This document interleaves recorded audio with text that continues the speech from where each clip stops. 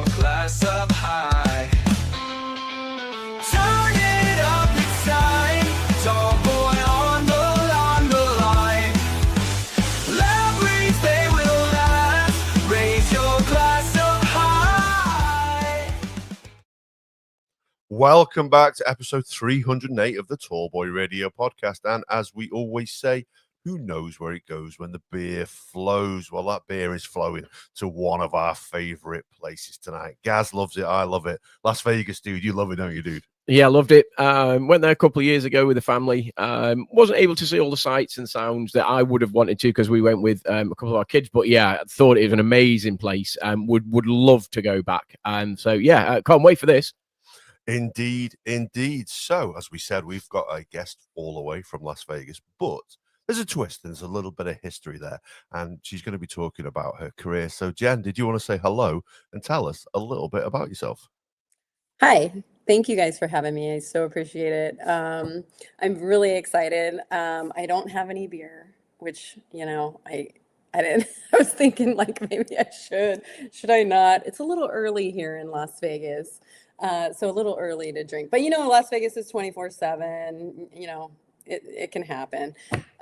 Give us time. Maybe we'll get in deep and then we'll have that. So my name is Jen Benjamins. I am the owner and lead instructor for Covert Blue LLC. It's a training company for current law enforcement officers. And then I have some civilian trainings that I do as well. But I ultimately train cops how to be undercover operatives. So my background, I was born and raised in Las Vegas. I'm still here. I'm 48 years old. I am a graduate from the University of Nevada, Las Vegas. So I really am a true Las Vegas kid. I joined the police department right after college. I did 22 years with Las Vegas Metropolitan Police Department. I retired a little over 3.5 years, and I was training and instructing for a couple of years. And then I decided, you know what? I need to start my own business. And that's what Covert Blue was created out of, was like this need to really like get the stuff that was in my head that I've been holding on to. And a lot of officers go through that where they do this really great career and they were awesome and they did all this great stuff and then they save it and they don't share it with the next generation. So that's essentially what got me. I was like, with my cousin, his name is Galen Hammock. He's been training cops for 29 years. He's going in a 30th year, and he's been training undercovers for years and years. And I was just like, he's like, just go and start your own company and see where it goes. And you have all this great information that you can't just keep in, because once you leave the department, you're kind of done, right? Unless you start something like this and you expand, and then you just really have a passion for training and keeping up to date with things that are going on in law enforcement and whatever. So that's essentially where I ended up now. Impressive. So that's quite a long career that you had there, and amazing also that you were born and raised in Las Vegas as well. How common is that? How many people are born in Las Vegas and are still 40 odd years later? Yeah, there's like 5 of us. No, I'm just kidding. Me and my brothers, at least. There's at least 3 of us. No, and that's the thing. Like when I was born in 1977, and during that time, I mean, there might have been like 300-ish thousand people in Las Vegas. That's not a lot. Now we're encroaching into like 3 million people, right? So in the matter of like 50 years, we've really skyrocketed, and this town's really grown. At one point, it was really affordable to live here. People were coming here because this environment was thriving. The strip was getting bigger. We were starting to be known as like to watch shows, to eat. Oh my God, we have like amazing eating places. Like every celebrity comes here now to open up a restaurant and do all that stuff. So we got this influx, especially if they're trying to escape California. You come to Vegas, right? It's a short hop, 3.5 hours from LA. And then you can really buy land here. You can build a brand new house for like nothing compared to what some other states are. So yeah, so now they're coming here. Now their kids are being born and raised here. And and so Vegas is just growing. Yeah, mad. I mean, that's the story that we've heard as well. And like I say, as we were talking there in the green room at the start, Gaz has visited Vegas. I used to go every year before. My kids are a little bit younger than his, but they'd certainly spoil all the holidays. I take them on anyway, so they spoiled me going to Vegas. So how did you get into law enforcement? What was your journey that took you there? So, I never really thought about being a cop, but I had a very strong interest in like the sociology of criminal behavior. Like, I wondered why people decided to go that route, right? If 1% of the population commits crime and is evildoers in the world, like why? Like, what makes you go that way, that route, right? So I was actually went away for 2 years in California for school, and I came back to UNLV, and I was like, I got really interested in criminal justice, the major. And so I started taking these classes, and I was like, yeah, this is the route I'm going. But I really, really, really liked going to school.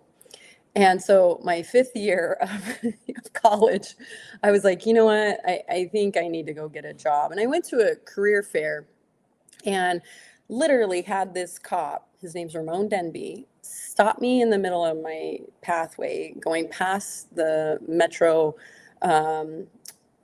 resource table. And he's like, have you ever thought about being a cop? And I was like, no, not really. Because I've never shot a gun, was never even in a police car.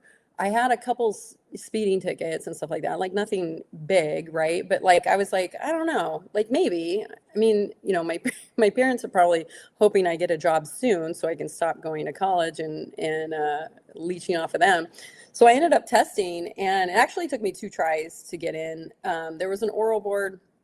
The oral board, I was probably looking back, and even back then when I looked back at the second time when I finally made it, I wasn't mentally ready. I don't think I was very mature, maybe, you know, like, because they asked some questions about, you know, are you willing to take someone's life? And I was like, okay, I know through my training I'm supposed to say, from friends who advised me, it was like, yes, and you know, to save and preserve someone else's life or your own.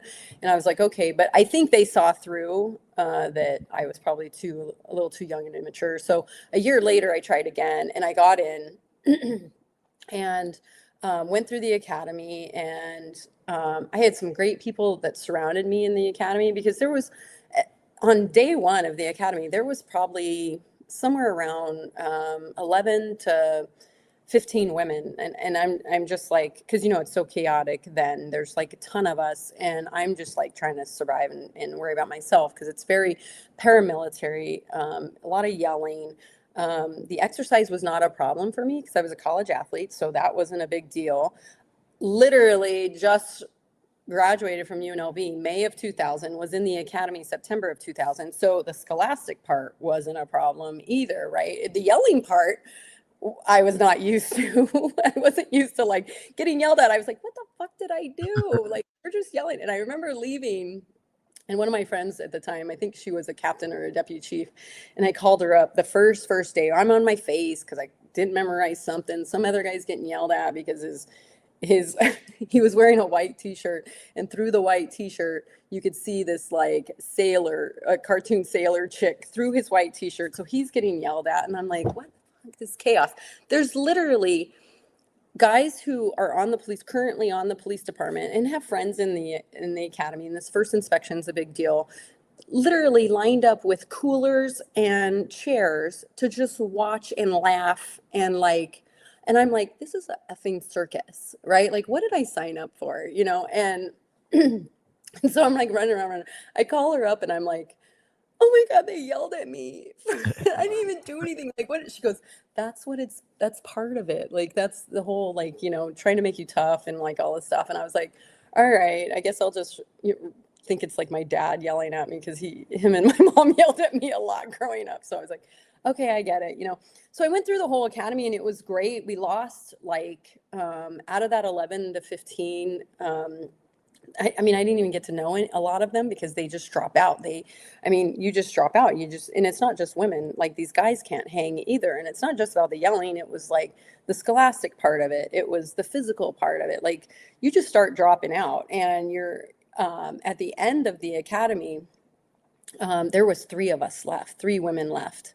So, and I was like, oh my gosh, like this is like Survivor, and I made it, right? So when I graduated, I ended up at Northeast Area Command for field training. You do 2 now. Back then, you do 2 stations for field training. So you would do, I believe, it was 8 weeks and 8 weeks at another, and then you may stay at that second station. So that's where I ended up. Was like kind of near Chinatown. It was called Southwest Area Command at the time. So my first day on the job, like, I mean, we were at Northeast Area Command, which is very it's very not like affluent. The Mormon temple is there, and there's some nice houses around there, but the rest of it is very low income, very Hispanic, kind of a mix. The Air Force Base is over there. And I remember the first day, we go through about half the day, and it's just domestics and like all this stuff. Then all of a sudden there's a call with this guy in his backyard, shooting his gun off. And I'm like, oh my gosh, this is exciting. This is day 1. This is like what what they trained me for and whatever. So we end up going there. We end up being on a perimeter, but then we end up being the transport. This guy is like shooting guns. He's shooting at our air unit that's hovering above, like cuckoo nuts, right? And I'm like, this is crazy. This is like, movies stuff, like whatever.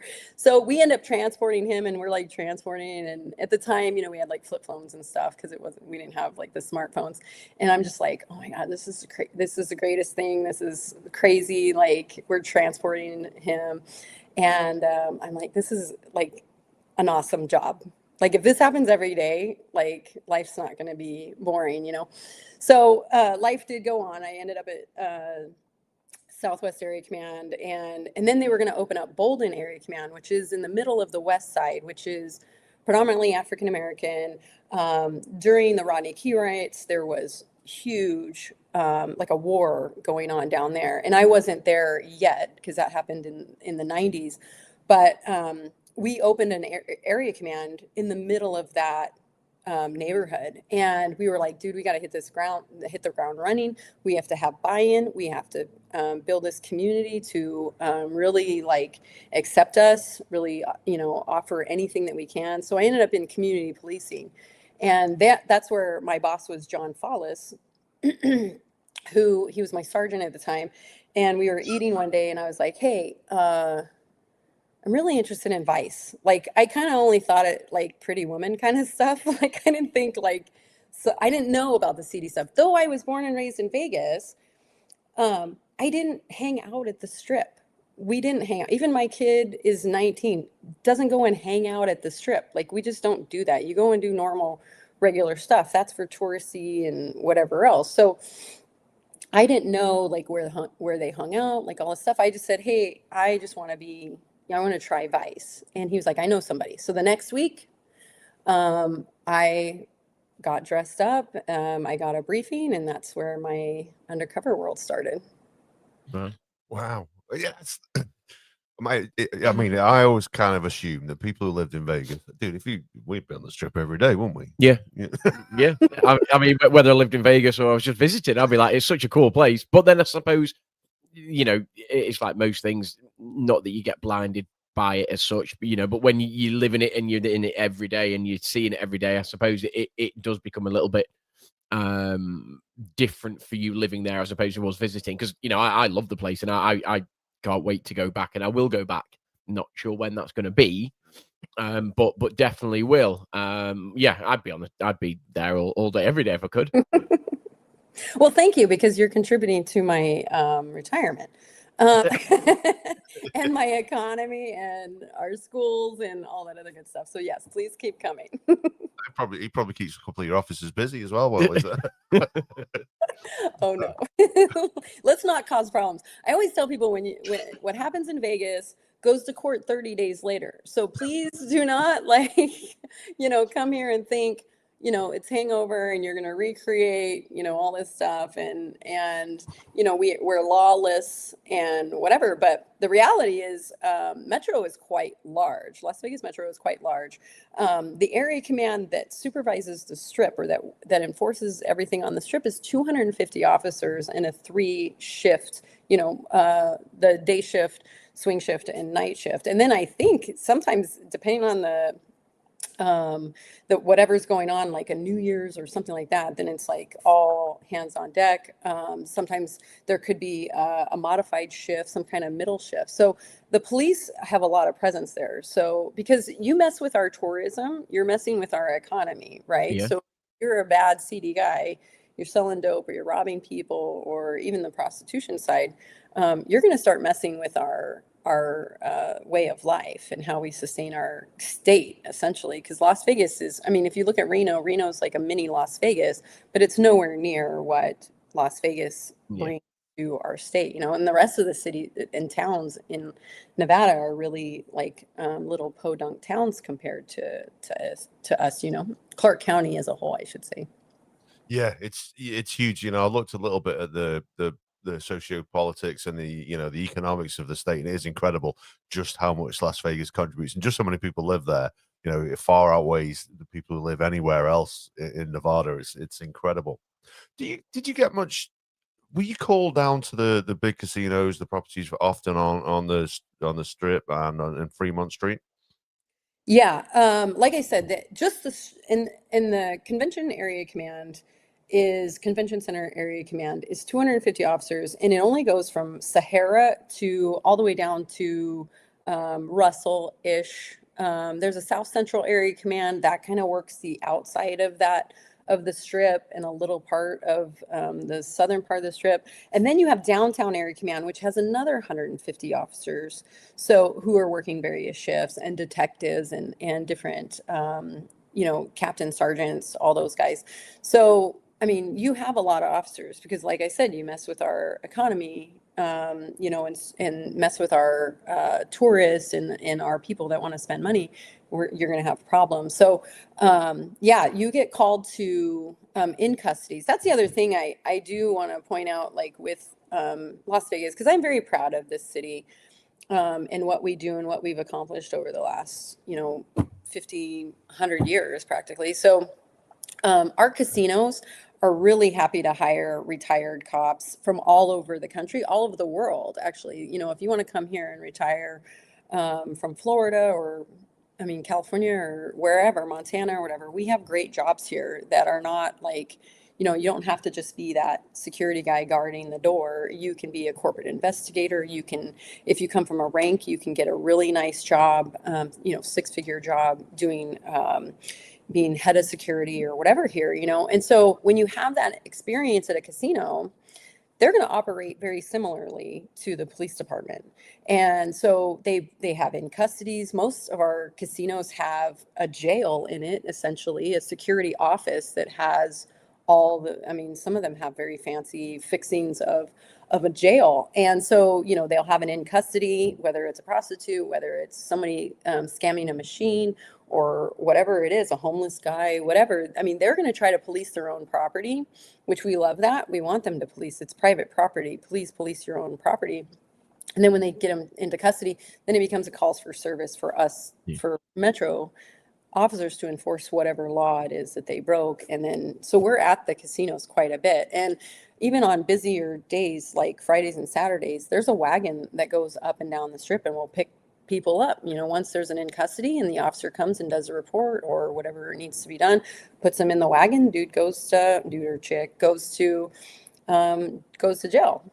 And then, you know, they're released, and the jail's downtown. So once they get kicked out, they got to try to find their way back to their hotel or casino and try to find their bearings and, you know, get back to life and, you know, come back 30 days later and go to court.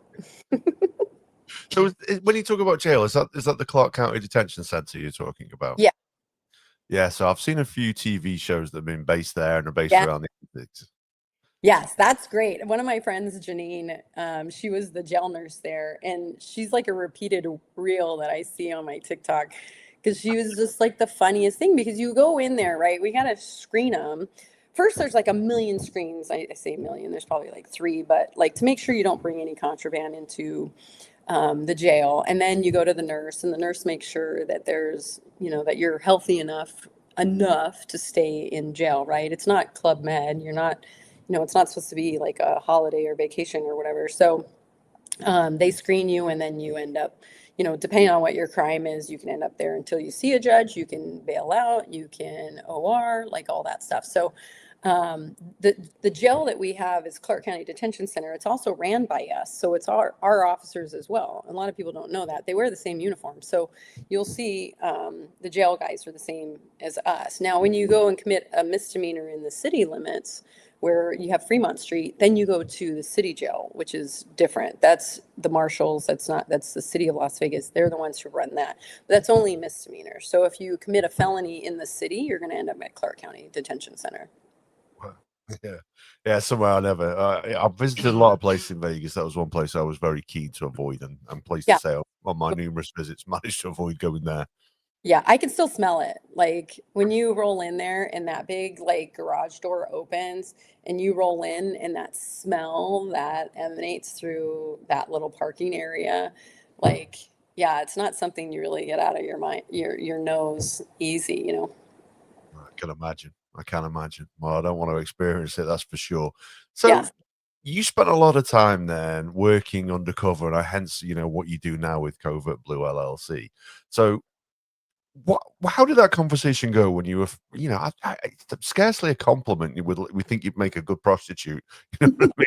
How did that conversation go when you were recruited into that? So what's funny is the way I pursued it. That's the difference. Is what I was interested in going to Vice. I was interested in undercover. I did some like, I thought it was going to be a lot like acting and pretending, and I was like, oh, I got a good imagination. I loved theater in high school, like what could be the harm of it? I didn't understand at the time what the bigger dangers were of like pimps and other seedy people walking around you while you're working in an undercover capacity. So typically what happens is you're a girl, women officer will be in uniform. They'll be at the jail. A vice detective or a narcotics detective in plain clothes is booking somebody else. The woman's booking her suspect in, and one of those detectives will be like, "Wow," and I'm speaking with a broad brush, but this is a very typical scenario. Is, "Wow, she's really cute. I wonder what she'd look like in an undercover capacity, whether it's vice or narcotics," right? And I don't want that to sound like, they're all after just to see what we look like without a uniform on. But that's one of the things that I get commonly told by women, that's how they ended up in undercover work. So, and that's typical. That wasn't mine, because I was like, I want to pursue this, like I'm interested in it. So, but that is a typical scenario. So they end up ultimately doing the operations, kind of getting thrown in, and with very little briefing, with very little understanding of what's really going to go on, because 99.99% they're going to be trained by a man. They're going to be trained by a male officer.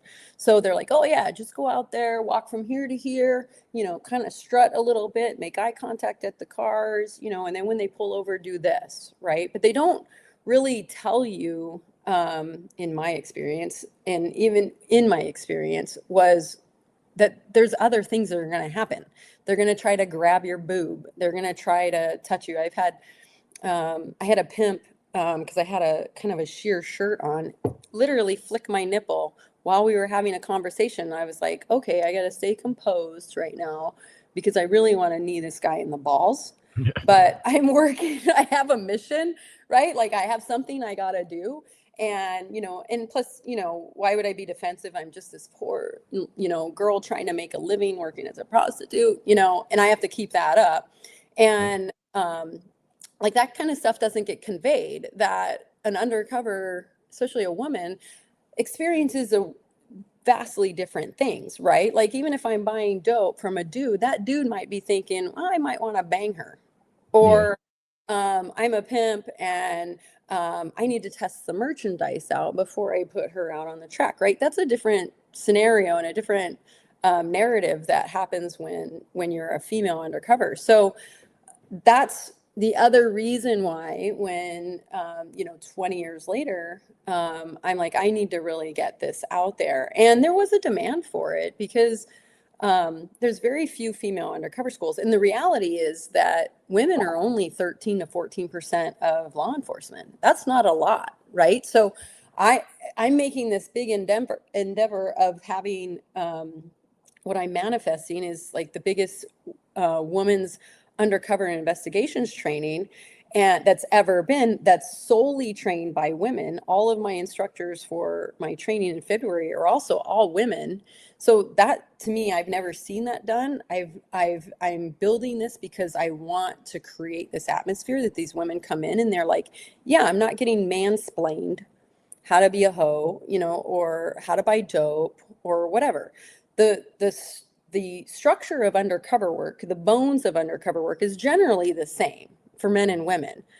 There's just different things that women have to be aware of, have to be, more cautious of, maybe have to run a little different game than the male counterpart. So I'm not saying I can train a man to pick up a prostitute. I've put, as a sergeant in Vice, I put one of my officers in drag and put him out where they get trans prostitutes. Cause I was like, let's see how this works, right? Like, let's see how you deal with it. So that's a whole other different thing altogether, right? That's a whole different genre of prostitution. But yeah, I just thought, you know what? In life, like you really, in anything, what you guys are doing here is a legacy, right? So it's like, I can go the next 40 years and, just sit at home or vacation or do whatever, or I can really go and make a mark on the future officers, detectives, the future undercovers. So they go out at least with the knowledge that they're going to, what's kind of expected, what's safe, what's okay to do, what's not okay to do, all that stuff. So that's really why I created Covert Blue LLC, just to kind of start a legacy and really to share my information that I have in my mind and to showcase a lot of other great officers, detectives that are doing great work out here. Because I mean, it's really a small community, the undercover world, and it's funny because there's ATF, DEA, FBI, all these people, and it's kind of like we all kind of know each other. Yeah. It might seem like 13 to 14% is just women, but I know a lot of undercovers from a wide variety of federal and local law enforcement. It's kind of like we all share and we learn everything from each other. And that's the only, because the reality is as well is like 1%, in my mind, in my opinion, is 1% of law enforcement can actually do undercover work and succeed. The other ones are case agents or decide this is not for them. No, I mean, I don't know what your thoughts are, guys, but it must require a certain skill set, mustn't it? Yeah, and as Jen's just said, not everybody obviously is cut out for it. And could I do it? No, probably not. Although I don't know, I've never been asked to or been put in that situation, so I suppose you don't really know. I'd just be curious to ask Jen, really. And it mentions on the Covert Blue LLC website, it says we don't just teach skills, we sharpen instincts. What sort of skills is it that you teach? Is it observational skills? Is it interpersonal skills? Is it relational stuff? And obviously without betraying any sort of confidences or anything else, what sort of skills is it that you instill in these people? Yeah, so my background and my primary experience, and I would say expertise, is vice operations, and especially with the pimp prostitution subculture, where you have a predominantly African-American pimp and then his prostitute. So there's just like when, and you guys are in England, but we have a lot of gangs, right? We have Bloods, Crips, we have that whole gamut. Well, they have rules and regulations. Well, so does pimps. Pimps have rules and regulations that kind of like foster their environment and encourage, kind of like a gang environment, right? So when I think it's very, very important for you to understand that, to be put out as a prostitute, to know what to look for, right? If I'm like, okay, I'm going to go out, I need a sex act for a fee, and that's all I teach you.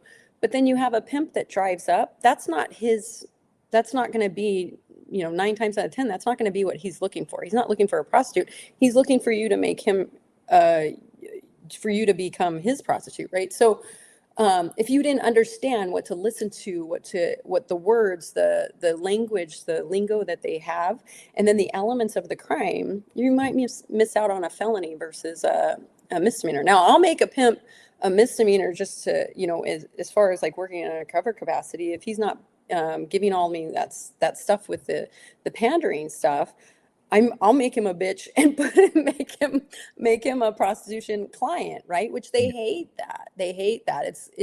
But that's the things that you wouldn't know unless you understood the subculture of that environment, right? And then it goes also with narcotics. When we talk about narcotics, like, what are we buying? What are we into? What is it? If I'm a meth head, what does a meth head act like? If I'm buying meth, if I'm buying weed, even, like, what does that look like for that person? Because if I'm like not fitting the persona of somebody who is acting like that, or that is a user of that or whatever, it's not viable, right? Like, I'm going to be like, okay, buddy. Like, if I'm, I'm the dealer, I'm like, yeah, okay, I'm out because you're full of shit or you're a cop. Yeah. Like, one of those, Just out of interest, then, you're talking about drugs and buying drugs and what have you. Just how has the legalization of marijuana affected the industry out there? Marijuana really is, I wouldn't say it's like a moot point at this point, but it's not affecting like anything else besides maybe alcohol sales, because you can get high versus, getting drunk and whatever. So it hasn't really affected anything. It has relieved officers of a lot of paperwork, a lot of citations and things like that, because now we're not looking at marijuana as like, a felony. Now it's like an ounce, more than an ounce. Okay, a ticket.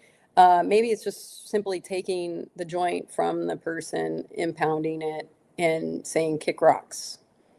So it's not really like seen as like meth or fentanyl or coke or whatever. It's just like it's kind of like nothing. But what's funny is, like, if you go to a hotel, a casino in Las Vegas, and you smoke weed in your room, some of these hotels are charging you, and they can smell it in your room. They're charging you a $500 cleanup fee. Wow. So a lot of people don't know that. You can't smoke it anywhere on the strip. You can't, it's supposed to be done in your residence or your household. So there's where the casinos are like, well, this ain't your residence and household.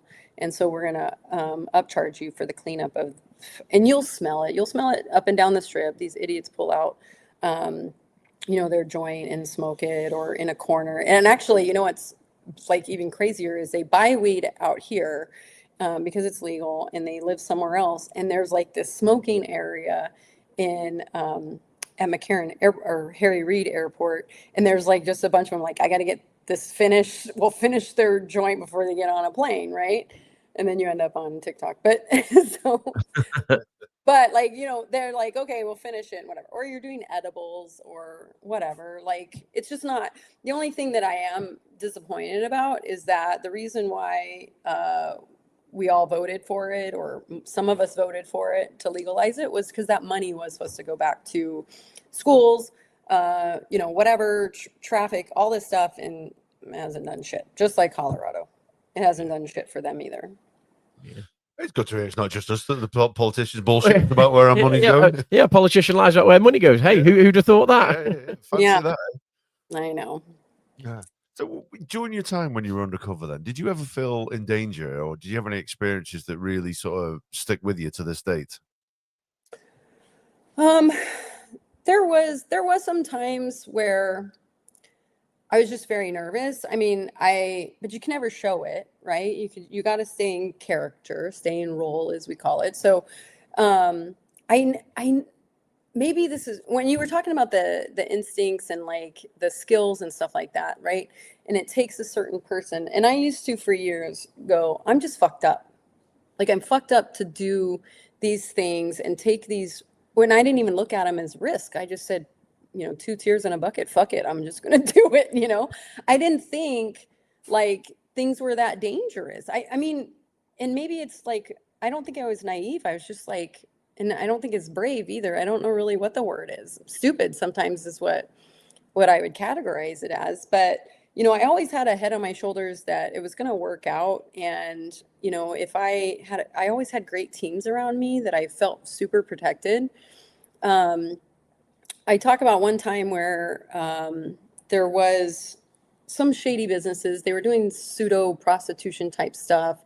And I knew they locked the door behind you when you went in, and we weren't sure what happened inside. We knew that they were operating as if it were a brothel, but then they would kick the guy out after he's given a certain amount of money under the guise that he was going to get prostitution services. And then a big guy from back comes in and says, get the fuck out. Like, your prostitution's illegal. After they got, anywhere from on the low end, like $500 to like, I've heard as high as $3,000. These girls would talk him into, oh yeah, if you give a little more money, we'll do a little more. And there was like this whole word game, right? And then after a certain point, when the guy's like, man, I've already given $2,000 and you're not doing anything, Bubba comes up from the back, kicks your ass out, big ass dude. So I was like, oh man, like we watched these 3 businesses specifically for almost 9 months. And I was like, okay, we just happened to stumble across a Craigslist ad that they were hiring at this one particular one. And I'm like, okay, let's look at, and this is what I emphasize in my training when I teach supervisors, like risk analysis. Let's analyze what the risk is versus the reward, the logistics part of it, the manpower. And it's not necessarily the number of manpower, but what's the manpower that we need? So during this particular operation, I was like, okay, I had at least the smarts in me to go, you know what, maybe I need my own arm candy. Maybe I need somebody else to go in with me. So if shit starts going, her and I are just fighting our asses off until my little army men come in and save me. So because every business locked the door, every business, had a Bubba in the back. And so, and luckily I had a great supervisor, and luckily as well is like, I did have some kind of common sense where they allowed me, and maybe some trust, that they allowed me to contribute to what was going to go on in the operations. Because sometimes you're just a UC, it's like, hey, you got a mission, this is what you got to do. And you leave it to the case agent or two, and you leave it to a supervisor, and sometimes it's even higher up, depending on really how complicated this was. And I just thought, yeah, I need my own arm candy. And then since we really have this big operation, why don't we just bring in SWAT, like to be the exterior surveillance. So they were the closest cars to the front door, in, being conspicuous still, because they're still kind of, they're just a truck and a camper shell. So they're not identifiable or highly identifiable. So, we kind of, they allowed me to contribute some of that. We decided that SWAT would be the exterior. We decided we'd hit all 3 doors at once for me to try to get a job. First one went okay. I went in, I went out, I had my arm candy. My arm candy was texting people on the outside going, okay, she's here, we're talking to somebody, everything's great, and that's what's fun about technology now. Oh my God. Like, we had flip phones when I first started, then we got into, semi-smart Blackberries and all this other stuff. And so it makes UC a little easier. Right. And so she was texting, and then we left, and I'm like, okay, that went good. Second one, I was like, we really didn't know the inside of that one. And it was this huge building, like really inconspicuous. But when I went to that door, and I remember grabbing the door, knocking, and then the doorbell, and I looked back and I saw this white truck that I knew was SWAT. And I was like, I'm good. Like, I know I'm going to be good. Right. Because I don't want to set a tone anyways. I don't want to be negative Nancy and be like, okay, if I die, I want this, or if this goes bad, I love my kids. It was like, no, you got to have a positive head on your shoulders anyways, right? This is all going to work out. And if this happens, this happens. And I learned later on, like the term, it's not checkers, it's chess, right? Like checkers is right. Chess is like really knowing someone's steps, 10 steps ahead, really being ready and be prepared to answer, to have, you know, a story or whatever ahead, right? Even when it comes to like defending yourself. Like I walk into a room and I'm like, okay, cool, I can beat somebody with this mug, right? If the shit goes down. That's the things, there's so much stuff going into your head. You have to learn that, going back to the instincts. You Yeah. really got to see like the big picture of what you're doing. If not, you won't see the guy sneaking up from behind you. You won't see other things that could be evidence. It could be dangers and all that stuff. So we opened that, they let us into that door. I talked to the girl. It was very brief. I'm like, I just left my number. And she's like, okay, we'll have the owner talk to you. I was like, great.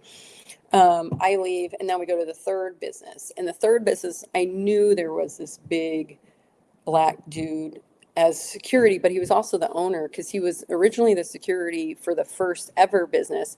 And then he ended up starting his own. And this business was kind of busy. Like taxi cabs were dropping off these guys who think they were getting prostitution acts, who were going into the room, getting upsold to, you know, $2,000, $3,000, and then getting kicked out. They're pissed off, but what are they going to do? Call the cops and say, I tried to get a prostitute, which is illegal in Clark County, and some guy named, you know, some guy in the back came back, kicked me out, and now they won't give me my money back. Yeah. Right? Is there fraud there? No, right? You're one. It's like they, you know, they sold me bunk dope. I want my money back. Yeah.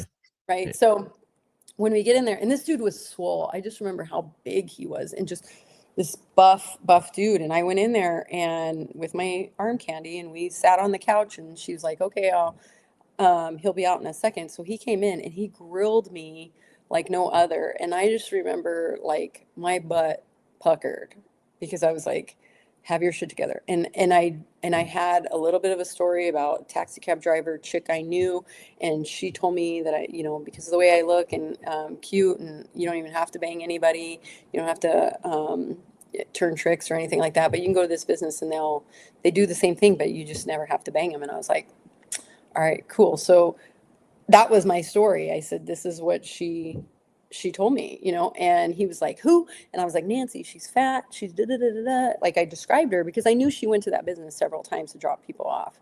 Yeah. And when he's yelling at me and he's grilling at me, and I'm just like, okay, I had my shit together, at least my story. And what's the worst case? I got my arm candy going, hey, we need to send somebody in because this is getting bad, or I'm going to fight for my life until my little army guys come in, because SWAT was out there. And those guys, they're going to get shit done.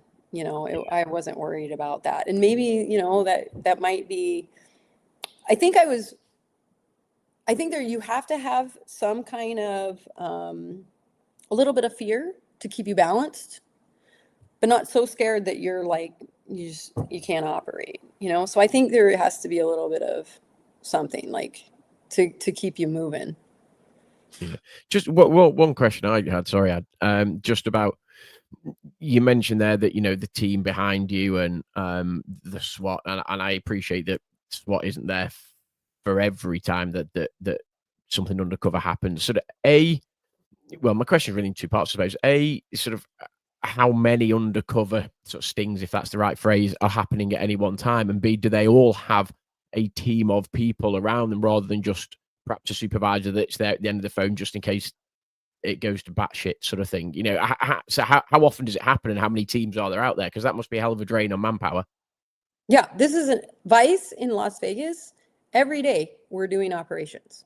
Right. So, and there's some jurisdictions that'll do like what we call a reversal, right? Where you put a female undercover out there on the street or in a hotel, or you do a room setup, you know, that you've probably seen on some of the TV cop shows.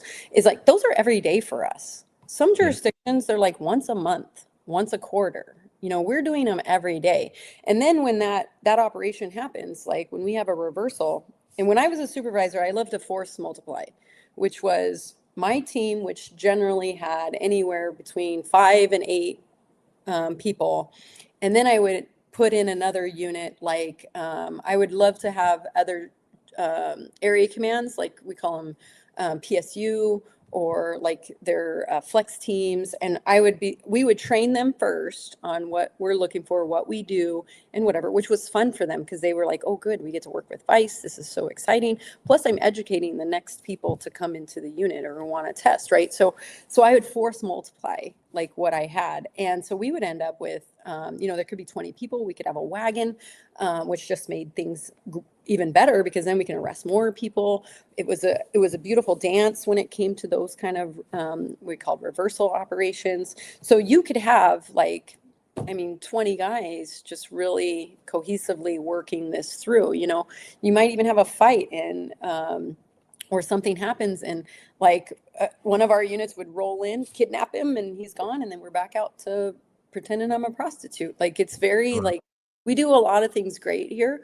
I have heard, and again, that's why I want to go global with this. It's I've heard those horror stories where shit goes bad and there wasn't enough manpower. I show a video where there's a room set up with 3 women, and this was Midwest, and they're doing a room setup, and the guys are coming in and out, and they're doing the arrest or whatever. But the one that I show is horrific. They allowed 2 guys into this room. There's 3 undercover women, very little experience, and it just goes bad, right? They weren't, from what I understand from the operation, is they were packing up because it was the last one of the night, which is never something you should say. Last one of the night, let's get 2 more and then we're done. Because that shit never works out. Yeah. It always ends up bad. We never say that. We go, oh yeah, I think we got enough. And then we complete it, right? We never say this is the last one, because the last one's never works out well. And that one ended up really bad because those guys tried to rob the 3 very inexperienced with guns. They attempted to rob them. And then there's a whole other thing that happened with logistics, with having the door open and not open and losing a key and then not having an adjoining room. There's a whole lot of things that went wrong with that. And again, that's why my experience in Metro raising me the way they did as an undercover, they pretty much got a grip on how undercover operations should work. And we do a lot of stuff with a lot of other jurisdictions. ATF, DEA, IRS, Gaming Control Board does a lot of covert undercover operations. So yeah, I think we got it down to a science.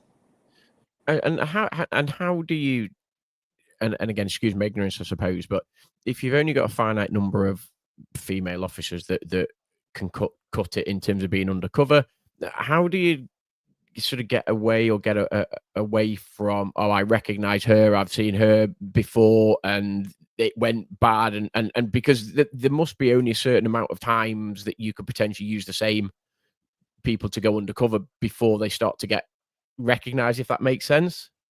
Yeah, I understand what you're saying. And when it comes to the Johns, right? Johns are prostitution customers. And once they get hooked up once, generally speaking, they ain't going to do it again. Right. Okay. Few and far between that are going to be oh my God, I'm going to lose my family. I'm going to lose, my livelihood and whatever. That's a great deterrent for prostitution when you get hooked up because you're a normal guy, right? You're a normal guy. You're just you could be a dad, you could be a priest, you could be a military guy, you could be another cop out there picking up a prostitute. But once you get hooked up, and this thing all goes down, and it doesn't go down, like a car stop. This goes down get your fucking hands, on the steering wheel, or, you're outside the car and it's we're taking you into custody, right? Because we don't know who we're dealing with anyways. You could be dealing with a million different, I always say, who doesn't like a prostitute?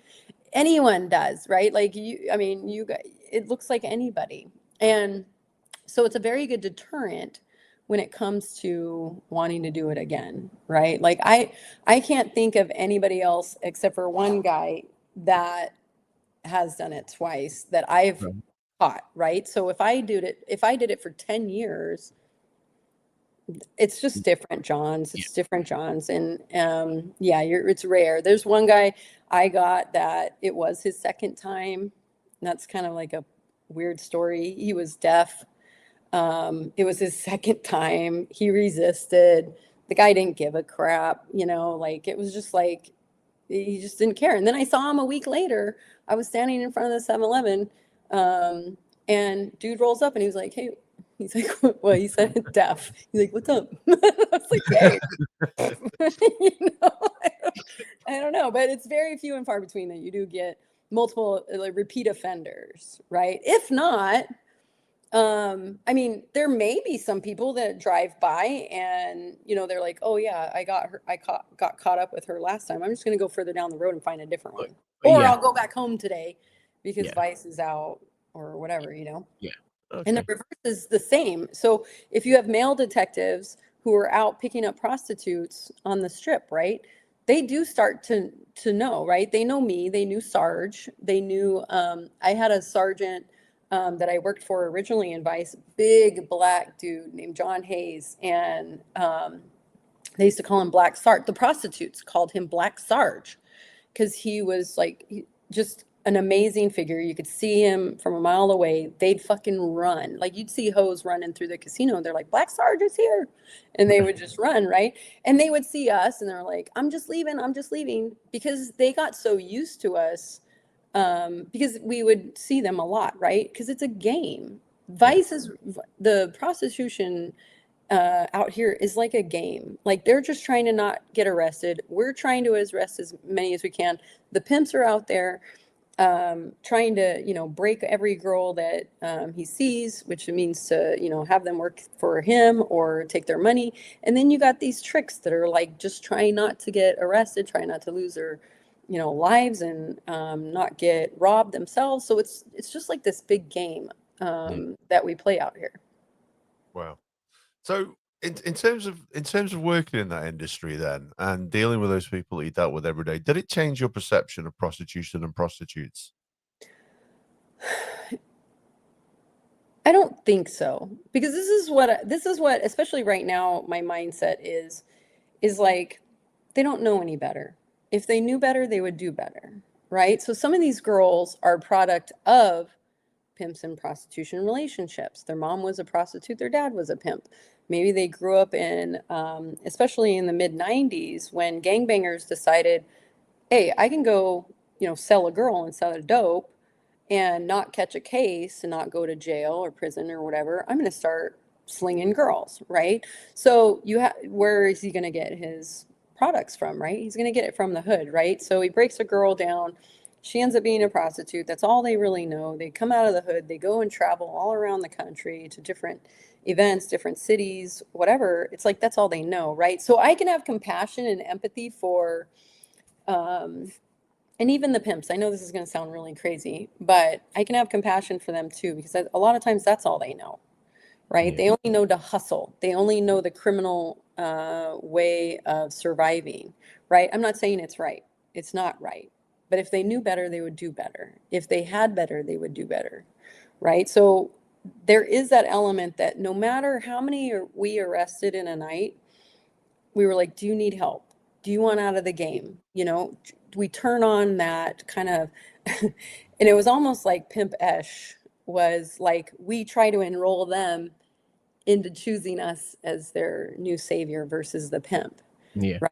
Because, I mean, we have resources, we have all that stuff, but sometimes the pimp's grip is a lot stronger than us going, "Hey, you don't have to be doing this. There's other things." They don't see the other things because they don't know. They don't know that they're capable. They don't believe that they're capable. There could be a slew of things that are happening. There could be like the pimp is saying, "Hey, I'm going to kill your whole family if you leave me." There could be that, you know, there could be a lot of different factors, but we're always going to go in there in Vice going, "Okay, timeout, great. You got caught up. You're going to jail. Now, do you want this to end at some point? Like, do you want out of the game? We can support you." And I would memorize a song, the Vice phone number,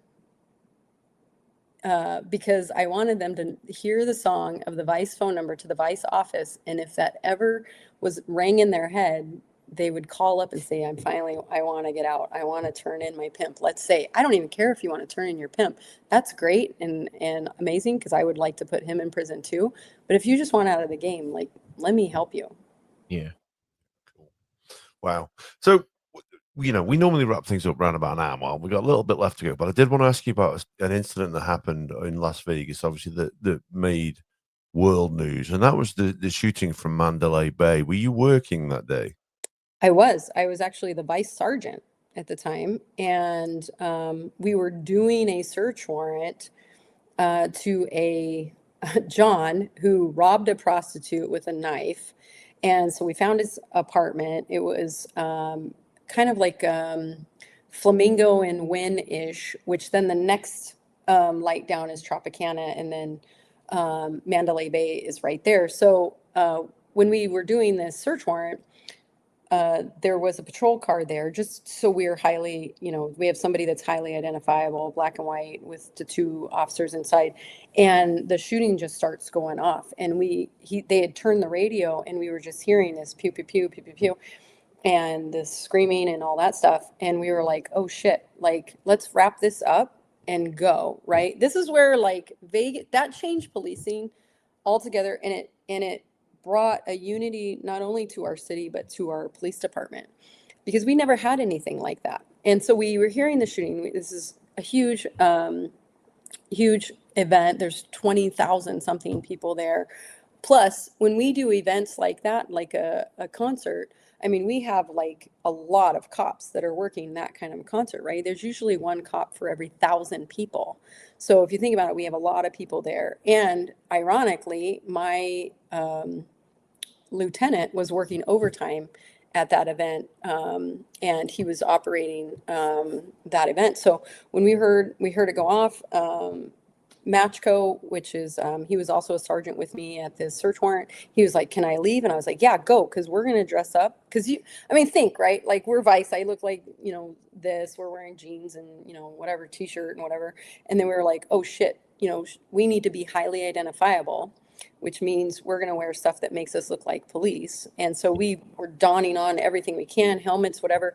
We go to the CP, the shooting had stopped. We were like, where do we need to go? And they just sent us to different casinos to clear the casinos, because we had heard there was like multiple shootings. There was people running everywhere. I mean, people were running. Mandalay Bay is one of the very ends of the strip casinos.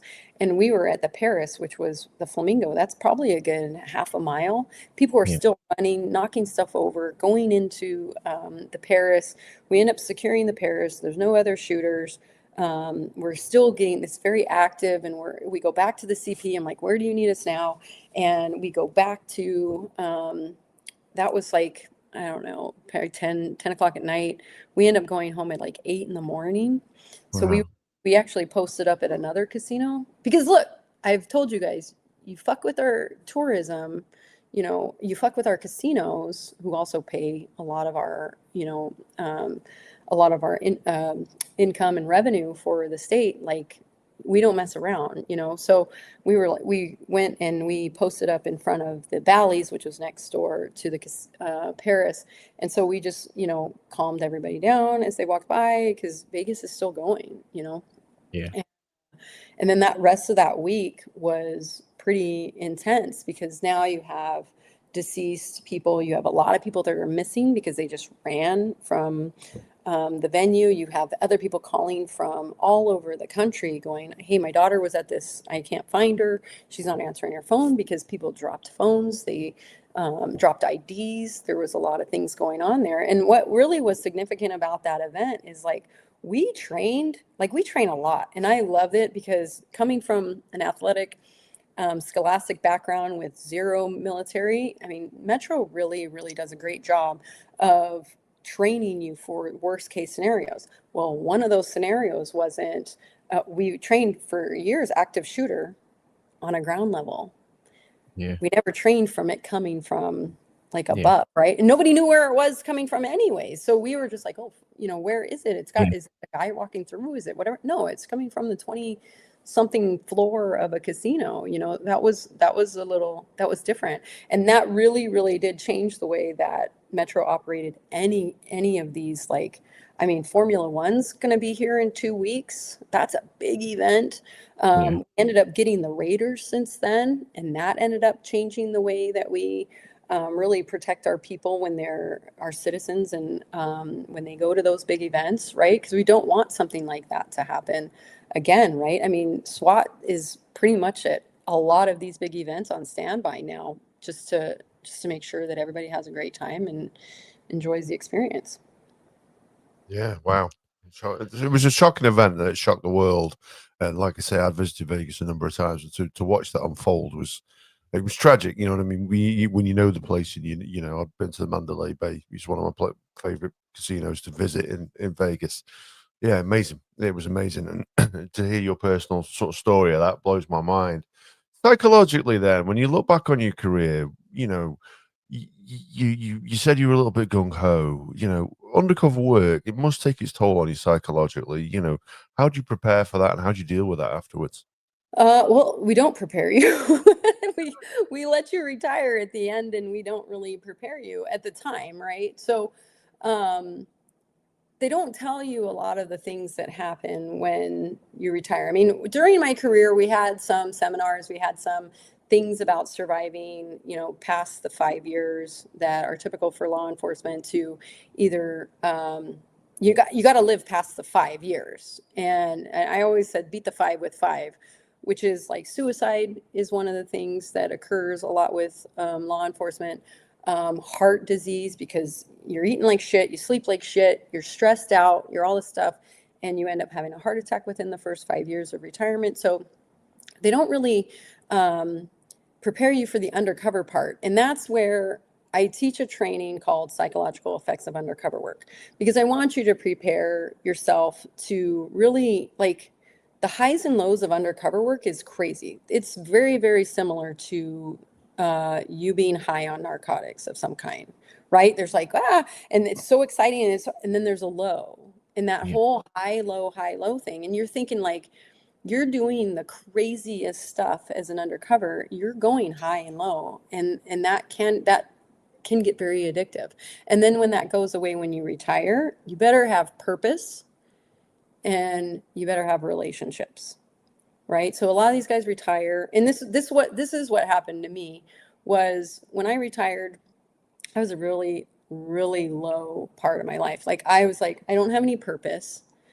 And the relationships that I had ruined or broken down in 22 years, whether it was a marriage, which ended in 2010, my kids, like, really were like, oh, all of a sudden you're home. You're trying to be super mom all of a sudden. Like, go get a job. That's what my kids said. It was like, you need to go get a job. You're around me all the time. Like, I can't stand it. We raised ourselves. Like, all of a sudden you want to be, you know, fucking this super mom. And I'm like, oh, dang, you know. And I had this sign in my house that said, check out as 18. And I was like, so I realized that, though. I realized, I was like, dang, if I don't change my mindset of having a new purpose and a new value in myself, and that I am not just an undercover, or I'm not just a cop, I need to find a new purpose. And I ended up doing some emotional intelligence training that really changed my mindset about, like, dude, I'm not a sheepdog that gets put out to pasture and then I'm done, right? When I'm done with the job, I go, you know, I go die in a field somewhere and I'm done, right? There's more to me, especially when you retire at 45. Like, dude, I can have 45 more years on this planet. You know, what am I going to do? Just sit in my house and drink myself, you know, silly, and try some weed, and, you know, fucking not have relationships, you know? So I really, really purposely worked on a new purpose in life, which is my training, which was my kids. Like, me and my kids are great now. Like, we, you know, you take responsibility for how you were, and there were a lot of times that I put my kids second, third, you know, in my life, because my job, you know, ego and those things, my job really was number one. You know, building relationships with my dad, and new friendships and new purpose, and even just working out and doing all that stuff, right? Because I always look at, like, that movie Castaway with Tom Hanks, right? Like, he's on this island, and he's like, he's got a purpose. His purpose is to get the F off the island, go back to his wife. But what was his relationship? Mhm.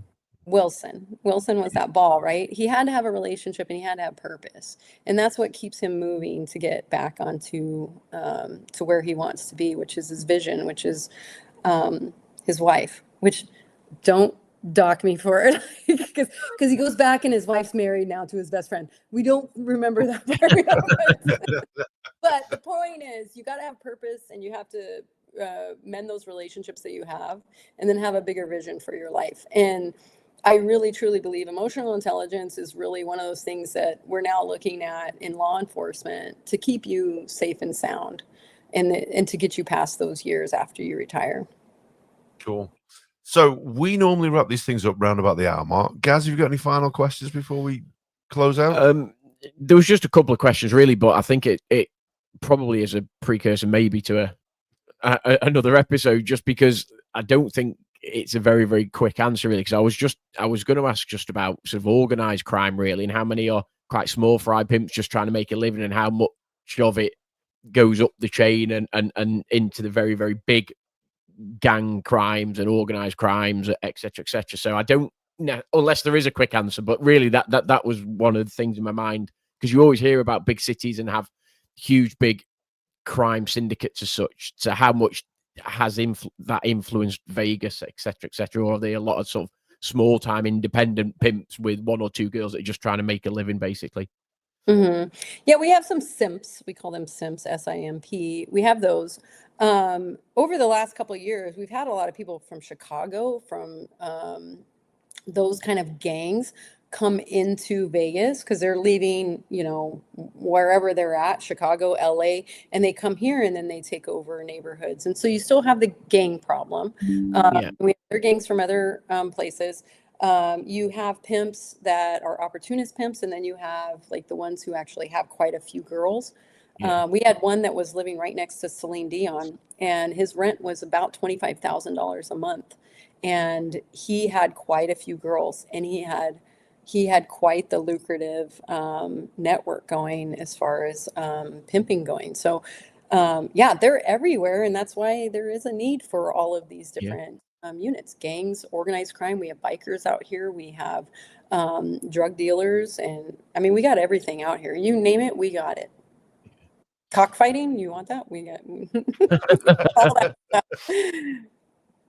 Both forms, I imagine, as well. So in terms of your website then, did you want to give a shout out to it? We'll add a link in the notes so that people can click on it and go visit it. But did you want to just give us one last final shout out to your website? Yeah, please go visit www.covertbluellc.com. I do like to post some of these things, like the podcast that I'm on. I'll be starting to post some stories. Eventually, I'll have merchandise and stuff like that. But you can find all my training, and it'll specify that it's only law enforcement or only civilian positions like security and stuff like that. So check that out. I also post there about people that I have vetted who are great trainers that you can go there and it says meet my friends, and it's people that I vetted over the years who are great trainers that I believe in, that have done good work. Yeah, so go there. I have that women's undercover and investigations training. It's my inaugural training. It's in February. I'm trying to fill that room with 150 powerful law enforcement women and really give them some great education and training. It's my first big one. It's here in Las Vegas, of course, and it's only solely trained by women. So in my experience, I haven't seen that, and I'm just trying to create this big one so we can go into it with a bang.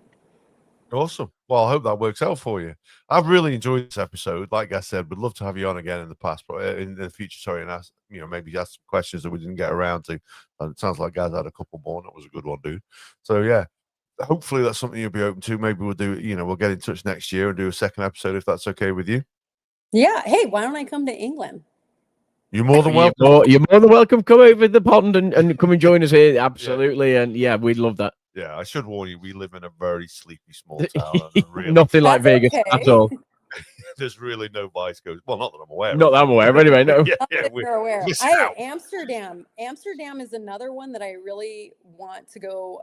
Really have like some good conversations with some of those girls, because I've only seen like the legend of Amsterdam and the red light district and stuff. And I visited brothels here, legal brothels here. That's for a whole other story you and I we can talk about later. But yeah, but Amsterdam's another place I really want to check out and talk to the girls and stuff. It's mind blowing. It is mind blowing. It is, yeah. Yeah, I've been to Amsterdam, Yeah. you know, and when you're there, you have to go and walk down and through that red light district just to see it, see if Yeah. all those stories are true, and every single one of them appears to be. Now, I went with my wife, so I didn't visit any of the places. Although I got a few offers that said, couples welcome. Yeah. Yeah, I mean, who doesn't like a prostitute? We'll answer that question next time. So, Jen, thank you very much for joining us. And hopefully we'll catch up with you soon. But for us, we're out of here. And we will be recording something very different the next time around. So take care. Friends around the mic, kicking back. All right.